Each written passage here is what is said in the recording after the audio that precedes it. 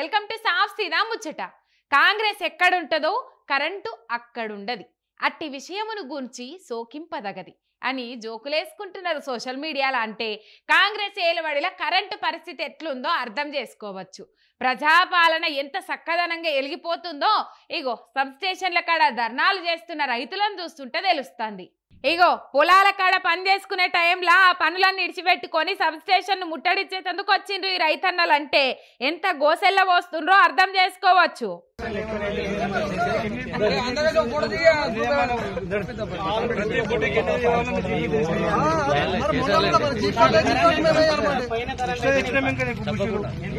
Current కోతలతోటి పొలాలు ఎండిపోతున్నాయని కామారెడ్డి సదాశివనగర్ మండలం పద్మాజివాడ substation కాడ మోడేగాం ఊరోళ్ళు నిరసన చేసిండ్రు.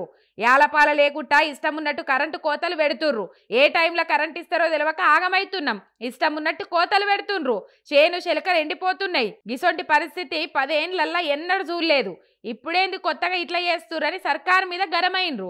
మాకు టైం ప్రకారం కరెంట్ ఇవ్వవలసింది అని ఆఫీసర్లను డిమాండ్ చేసిండ్రు.